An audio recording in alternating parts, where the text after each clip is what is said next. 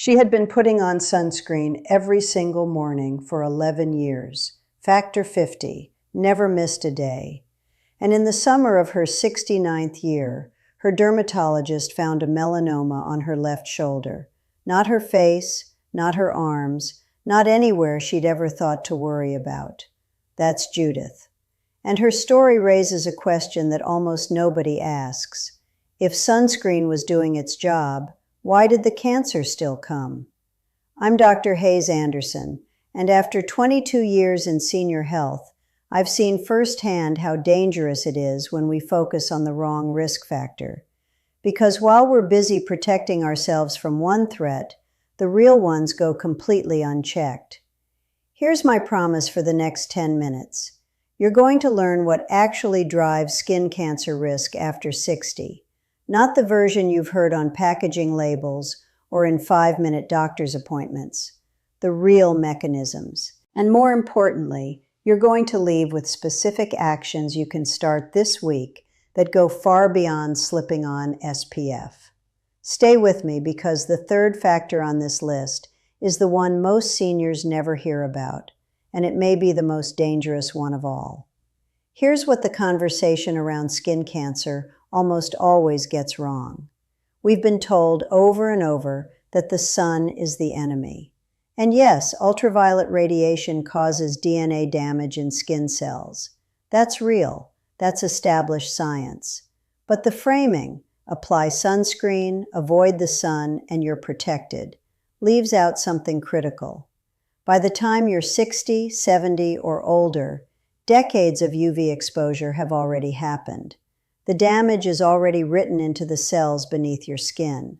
Sunscreen from this point forward reduces new damage. It does not undo what's already there.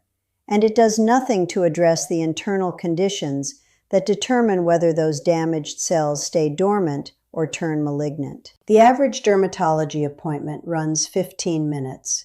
There's barely enough time to examine the skin, let alone explain the full picture. So the full picture often doesn't get explained. That's not blame. That's just the reality of a healthcare system under pressure. And it means that most seniors are walking around with an incomplete understanding of their own risk. That ends today. 1. The damage that's already there. Judith had been careful with sunscreen for years. What she hadn't known was that the damage driving her melanoma had likely been accumulating since her 30s. UV radiation doesn't just redden the skin and fade away. It creates mutations in the DNA of skin cells, specifically in a gene called p53, which normally acts as a brake, stopping damaged cells from multiplying uncontrolled. Over decades, repeated exposure wears that brake down. By 60, many seniors carry a significant burden of pre-mutated cells that sunscreen, applied today, cannot touch. This is important not to frighten you, but to reorient you. Your protection strategy can't only look outward, at what hits your skin. It has to look inward, too, at what your body is doing with that damage. 2. The immune system stops catching the stakes. Here's what changed between 40 and 60 in ways most people never discuss.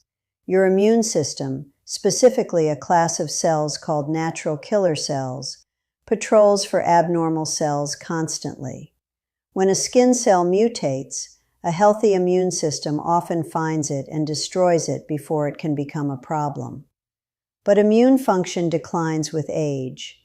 This is called immunosenescence, the gradual erosion of immune surveillance. Fewer natural killer cells, slower response time, less precision. Let me tell you about Charles. Charles was 71, a retired electrician from Ohio who spent 30 years working outdoors.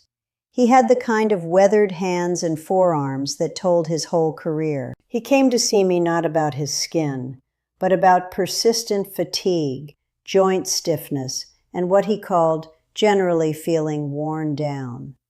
His blood work showed elevated inflammatory markers and a significantly suppressed immune response. 6 months later, he was diagnosed with squamous cell carcinoma on his left forearm. The sun had played a role, no question, but it was Charles's compromised immune surveillance, driven by chronic low-grade inflammation, that had let those cells slip through. Stay with me because this brings us to the third factor, the one that ties everything else together. 3. Chronic inflammation and oxidative stress. This is the hidden engine behind so much of what goes wrong in the body after 60, and skin cancer is no exception.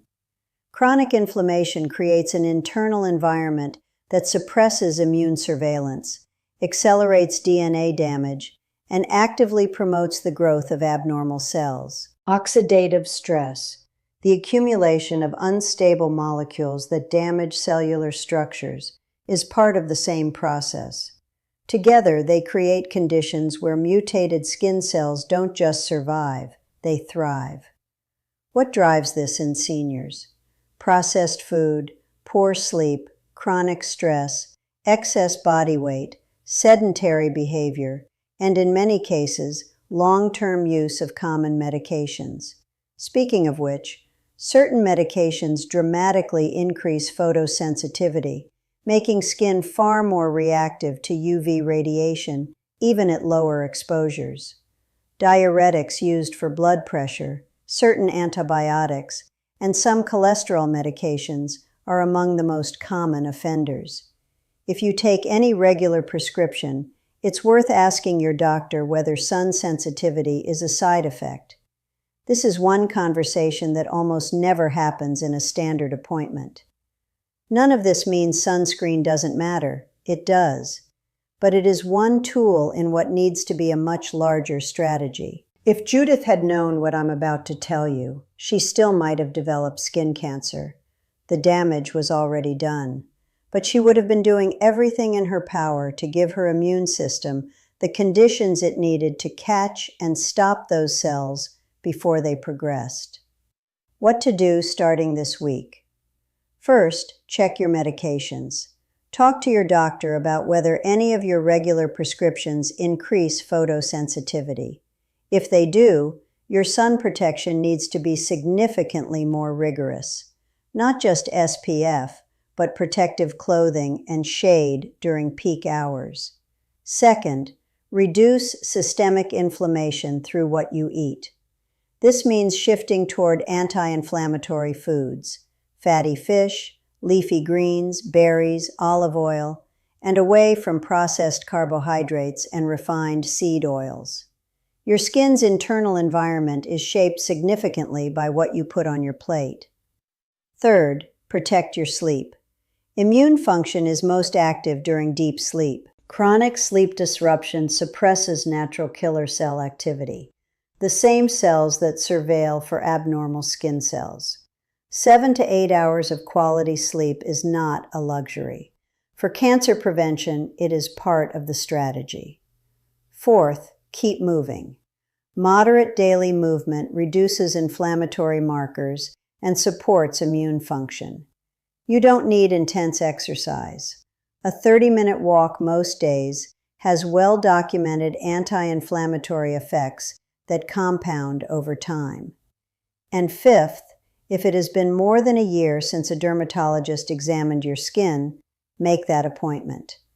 Not because you've been doing something wrong, but because full-body skin checks catch early-stage lesions that are almost always completely treatable. This is the kind of information your body deserves, not just a tube of sunscreen, but a real understanding of what's happening beneath the surface.